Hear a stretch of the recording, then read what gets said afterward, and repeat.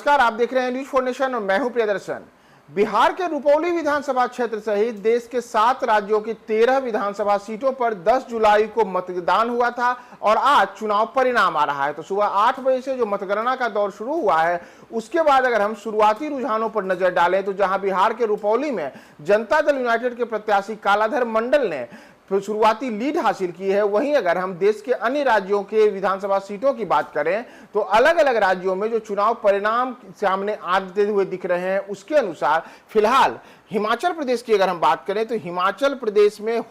जो यहाँ पे देहरा विधानसभा क्षेत्र है, यहाँ से भारतीय जनता पार्टी के होशियार सिंह ने भारतीय राष्ट्रीय कांग्रेस की कमलेश ठाकुर के मुकाबले बढ़त बनाए रखी है। आपको हम बताएं कि यहाँ पे जो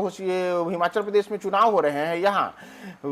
वहाँ के मुख्यमंत्री सुक्खू की पत्नी यहाँ से देहरा से चुनाव लड़ रही थे, लेकिन वह शुरुआती रुझानों में पिछड़ी हुई है। इसी तरीके से हिमाचल प्रदेश के एक और हम विधानसभा सीट की बात करें तो वह है हमीरपुर, और हमीरपुर में कांग्रेस के प्रत्याशी पुष्पेंद्र वर्मा ने भाजपा प्रत्याशी आशीष शर्मा के मुकाबले 200 वोटों की लीड हासिल की है। इसके अतिरिक्त जो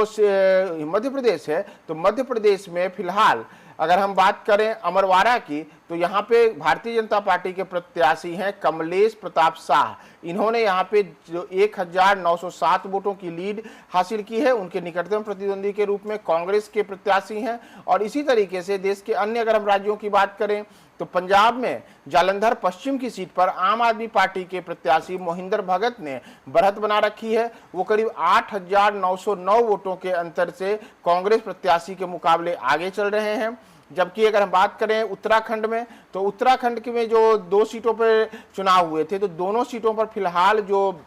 शुरुआती रुझान आए हैं, उसके अनुसार चाहे बद्रीनाथ की सीट हो या फिर मंगलुरु की सीट हो, इन दोनों सीटों पर यहां कांग्रेस प्रत्याशी ने शुरुआती रुझानों में बढ़त हासिल की है। और इतना ही नहीं, पश्चिम बंगाल की जो 4 सीटों पे चुनाव हुए थे, उन 4 सीटों के चुनाव के जो उपचुनाव के बाद आज परिणाम आ रहे हैं, उसमें शुरुआती रुझानों में पश्चिम बंगाल में भी ममता बनर्जी जो कि वहां की मुख्यमंत्री हैं और उनकी पार्टी तृणमूल कांग्रेस के प्रत्याशी इन चारों सीटों पर शुरुआती रुझानों में बढ़त बनाए हुए हैं। तो फिलहाल जो शुरुआती रुझान आए हैं, करीब करीब जगहों पर पहले राउंड की गिनती खत्म हुई है। सुबह 8 बजे से मतगणना का दौर शुरू हुआ था और मतगणना का दौर शुरू होने के बाद कहीं एक राउंड तो कहीं दूसरे राउंड की गिनती शुरू हुई है। तो इन तमाम चीजों के बीच जो पहले रुझानों में आ रहे हैं, उसके अनुसार जहां बिहार में सत्ताधारी जनता दल यूनाइटेड के प्रत्याशी कालाधर मंडल आगे चल रहे हैं, तो वहीं पश्चिम बंगाल में भी सत्ताधारी तृणमूल कांग्रेस के प्रत्याशी चारों सीटों पर आगे चल रहे हैं। मध्य प्रदेश में कुछ वैसी स्थिति है और वहां भी भारतीय जनता पार्टी के प्रत्याशी फिलहाल आगे चल रहे हैं।